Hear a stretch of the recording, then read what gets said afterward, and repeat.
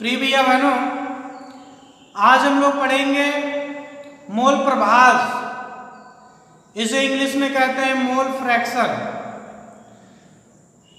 तो प्रिय भैया बहनों, हम लोग क्लास 12th केमिस्ट्री में चैप्टर 2 सॉल्यूशन, जिसको हिंदी में विलयन कहते हैं, में आज पढ़ेंगे मोल प्रभाज या मोल फ्रैक्शन।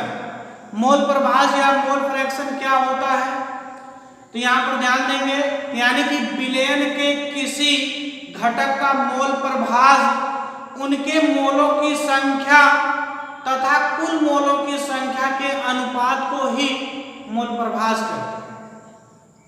कहने का मतलब है, यहाँ पे नोट कर रहे हैं, विलयन के किसी घटक का विलयन के किसी घटक का मोल प्रभाज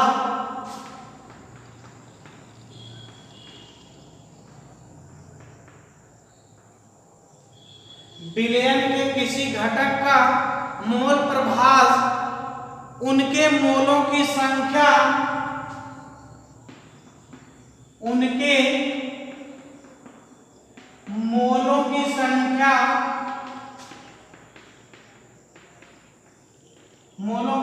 को यहां से प्रदर्शित करते हैं। मोलों की संख्या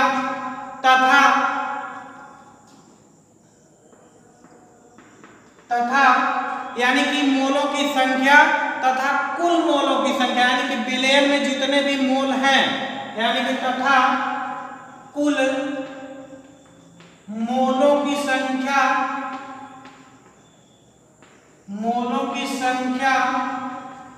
कुल मोलों की संख्या को हम यहाँ पर सिग्मा यन से प्रदर्शित करते हैं। कुल मोलों की संख्या को सिग्मा यन से प्रदर्शित करते हैं। यहाँ कुल मोलों की संख्या को उस विलयन का मोल प्रभाज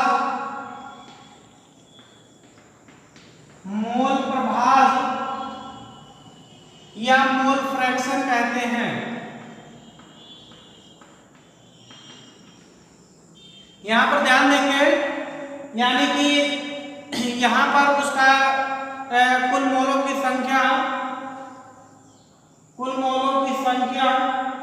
यहाँ पर कुल मोलों की संख्या के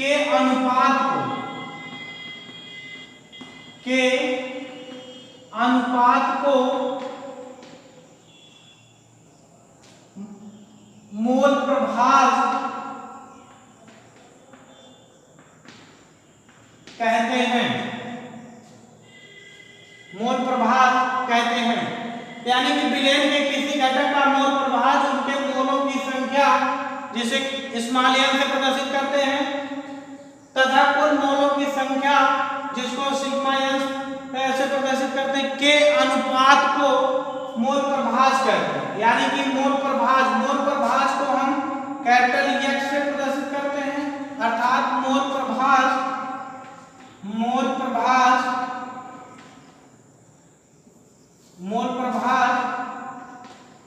x इक्वल टू हो जाएगा यहाँ पे, यानी कि मोलों की संख्या, उनके मोलों की संख्या अपन कुल मोलों की संख्या के अनुपात को ही यहाँ पर मोल प्रभाज करते हैं। यहाँ पर समझते हैं, मान लेते हैं जैसे किसी भी विलयन में, कोई भी विलयन मान लेते हैं दो घटकों से मिलकर के बना। कोई भी विलयन, कोई भी सॉल्यूशन दो घटकों से मिलकर के बना है, जिसमें पहला घटक क्या है, A है, दूसरा घटक क्या है, B। मान लेते हैं A हमारा क्या है, सॉल्वेंट है, और B हमारा क्या है, सॉल्यूट। यहाँ पर देखेंगे A के लिए मोल प्रभाज अलग होगा, B के लिए मोल प्रभाज अलग होगा। तो कहने का मतलब यहाँ पर अगर से एक बात किया जाए, यानी कि सॉल्वेंट यानी A का मोल प्रभाज किस प्रकार नोट करेंगे, तो यहाँ पर ये हो जाएगा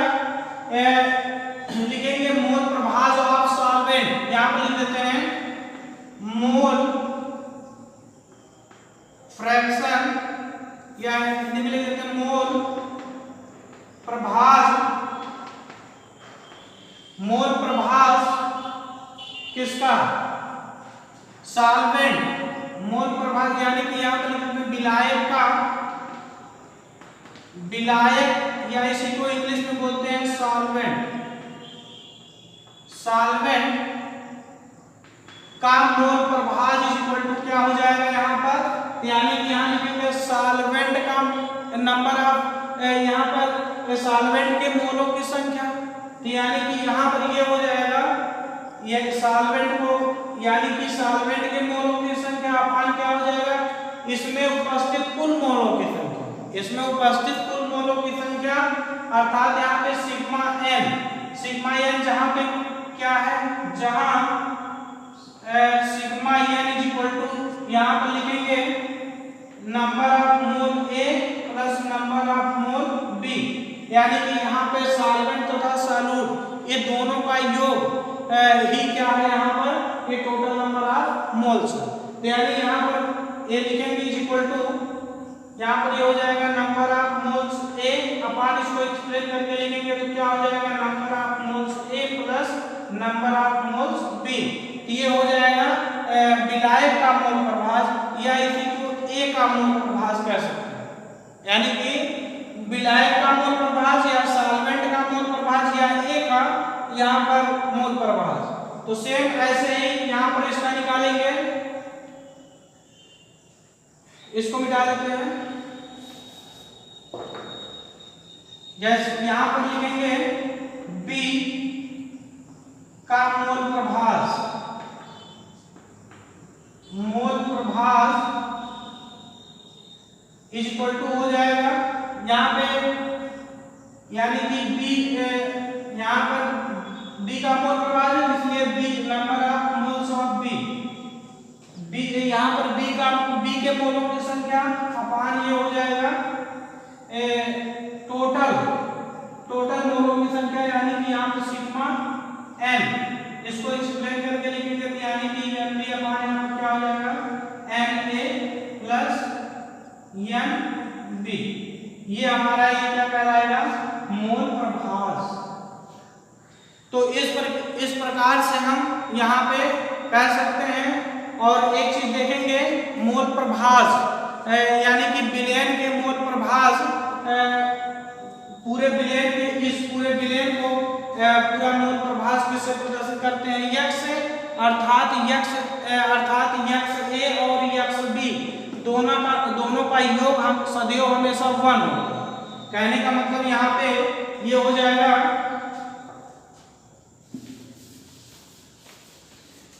यहाँ पे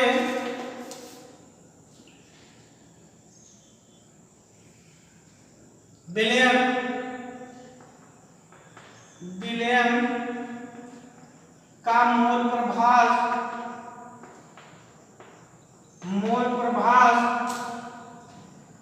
यक्स इज इक्वल टू हो जाएगा यहाँ पर इसका जो हो जाएगा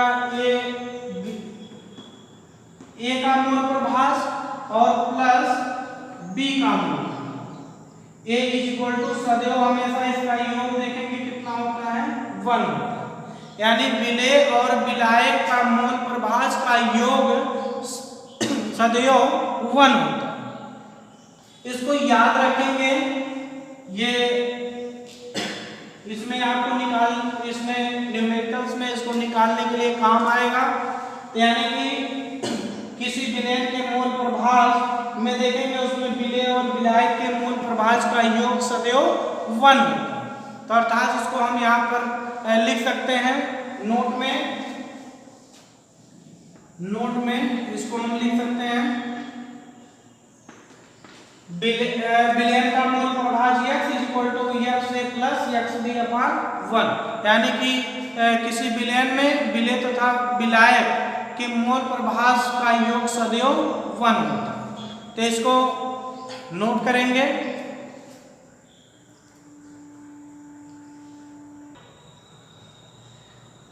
आगे देखेंगे द्रव्यमान प्रतिशत। द्रव्यमान प्रतिशत द्रव्यमान प्रतिशत, या इसको इंग्लिश में कहते हैं मास परसेंटेज, मास परसेंटेज,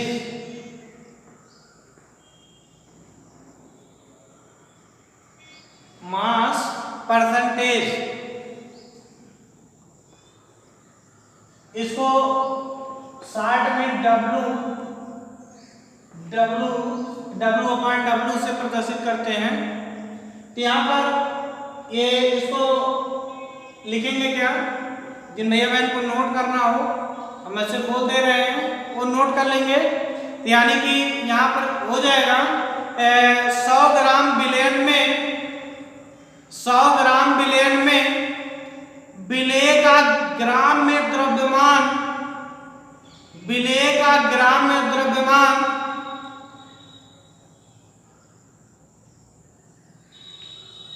उसका द्रव्यमान प्रतिशत कहलाता है, उसका द्रव्यमान प्रतिशत कहलाता है। अर्थात B का द्रव्यमान प्रतिशत बराबर B का द्रव्यमान प्रतिशत इज इक्वल टू हो जाएगा। यहाँ पे हम सिर्फ फार्मूला को नोट कर रहे हैं, तो अर्थात ये B हमारा क्या है, सालूट है, अर्थात सालूट का यहाँ पर क्या है, द्रव्यमान प्रतिशत। तो इसके लिए हम क्या लिखेंगे, यानी कि ये B का यहाँ पर हो जाएगा द्रव्यमान इनटू यहाँ पर 100 ग्राम में, इसलिए यहाँ पर परसेंटेज निकालने के लिए उसको मल्टीप्लाई यहाँ पर 100 से कर देते हैं। यानी कि W A और B, यानी A और B दोनों का यहाँ पर द्रव्यमान है। तो इसमें देखेंगे R, इसी को लिख सकते हैं यहाँ पे WB इंटू 1000 अपान इसको लिख सकते हैं WA प्लस WB। यानी कि यहाँ पर ये B का द्रव्यमान प्रतिशत इस प्रकार से कैलकुलेट किया जाएगा, द्रव्यमान प्रतिशत, यानी कि इसको यहाँ पे W/W से प्रदर्शित करते हैं। तो इस प्रकार से ऐसे आयतन प्रतिशत भी कैलकुलेट किया जाता है। तो यानी कि आयतन प्रतिशत लिखेंगे, इसको नोट कर लेंगे।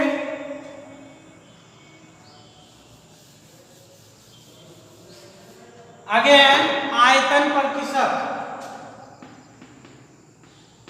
आयतन प्रतिशत। आयतन प्रतिशत को इसको इंग्लिश में कहते हैं वॉल्यूम परसेंटेज, वॉल्यूम परसेंटेज।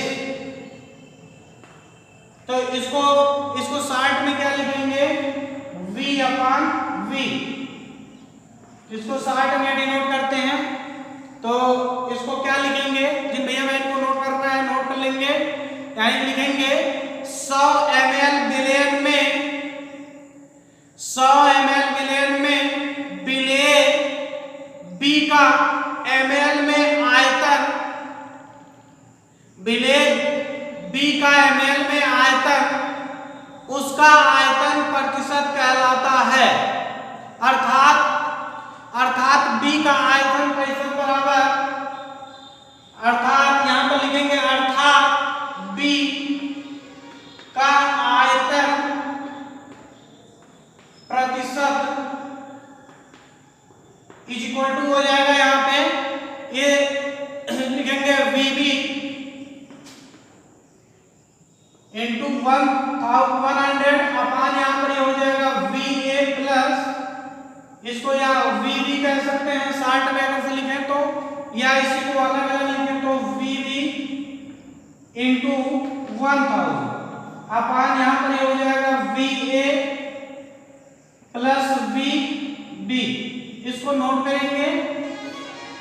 ये देखेंगे जब आयतन प्रतिशत, यहाँ पर वॉल्यूम परसेंटेज निकालना हो तो हम इस फार्मूले का प्रयोग करेंगे, और अगर से द्रव्यमान प्रतिशत का प्रयोग, द्रव्यमान प्रतिशत निकालना हो तो इसके पहले वाले फार्मूले का प्रयोग करेंगे।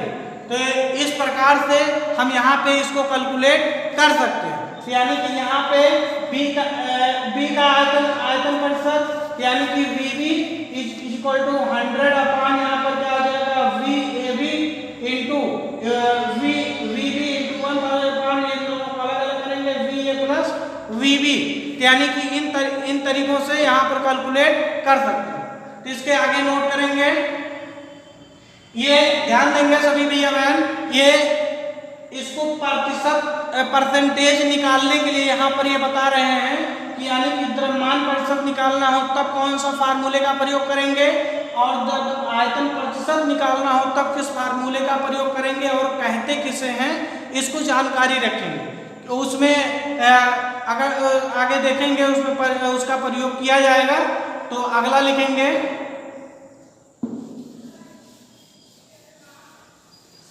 आगे लिखेंगे द्रव्यमान आयतन प्रतिशत, द्रव्यमान आयतन प्रतिशत, इसको इंग्लिश में कहते हैं mass volume percentage, mass volume percentage.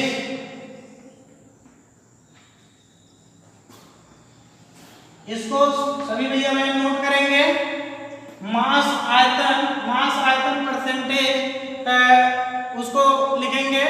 तो इसको अगर से हम लिखाना चाहें तो जैसे फार्मूला पहले यहाँ पर हम लिख देते हैं, फिर वहां पर उसको बता देते हैं किस प्रकार लिखा जाए। तो यहाँ पर लिखेंगे B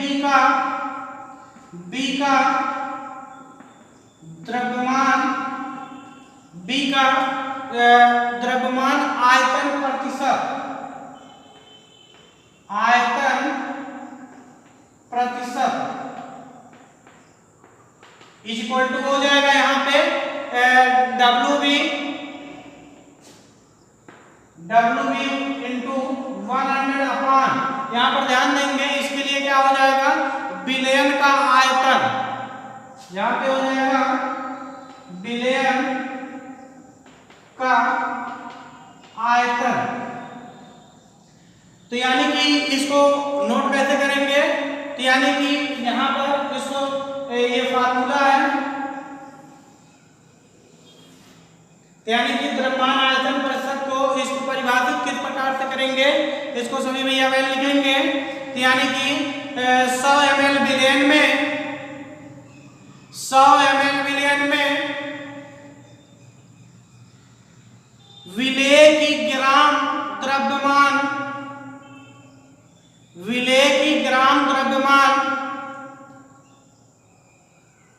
बिलियन का द्रव्यमान आयतन प्रतिशत कहलाता है, बिलियन का द्रव्यमान आयतन प्रतिशत कहलाता है। उसके बाद लिखेंगे यहाँ पे B का द्रव्यमान आयतन प्रतिशत बराबर हो जाएगा WB इंटू यहाँ पे 1000 अपॉन बिलियन का आयतन, बिलियन के आयतन को हम V से प्रदर्शित करते हैं और यहाँ पर WB यानी कि यहाँ पर विलेय का द्रव्यमान भार, यानी कि यहाँ पे द्रव्यमान आयतन यानी कि द्रव्यमान और आयतन इन दोनों का परसेंटेज निकालने के लिए हम ये फार्मूला प्रयुक्त करते हैं। इसको नोट करके फिर अगला लिखेंगे, उसमें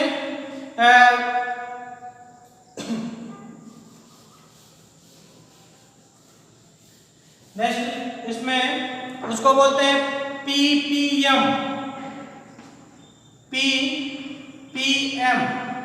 इसको बोलते हैं पार्ट्स पर मिलियन, पार्ट्स पर मिलियन।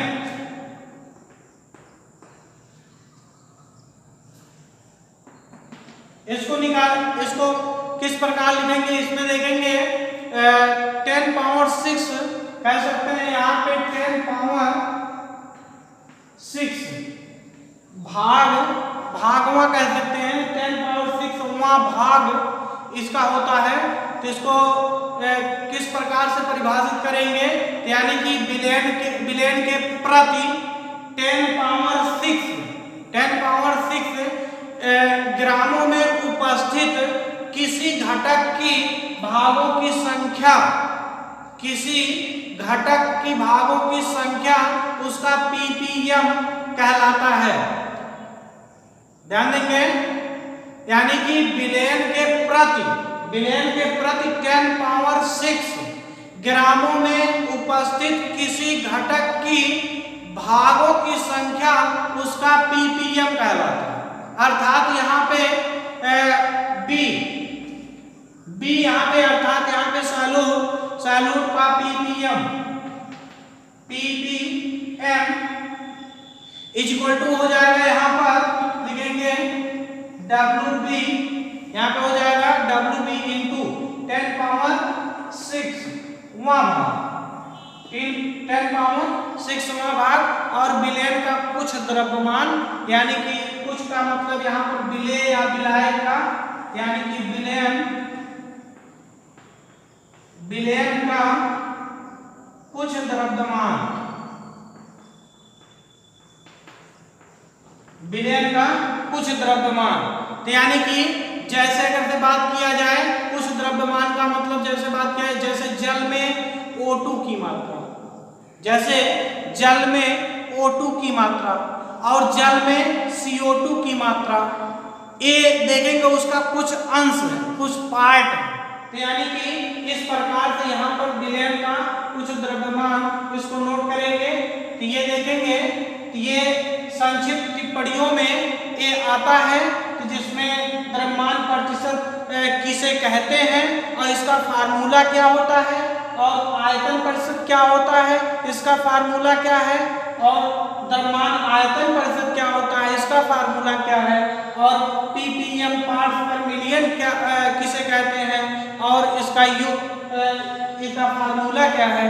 तो यानी कि ये सभी फार्मूले को इसको कंठस्थ रखेंगे, ये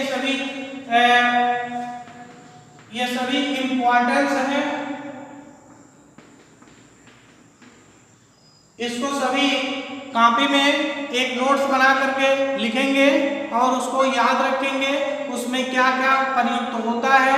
तो आज के लिए बस इतना ही, और आगे नेक्स्ट हम लोग पढ़ेंगे। तो इतना तब तक के लिए कंठस्थ रखिए। धन्यवाद।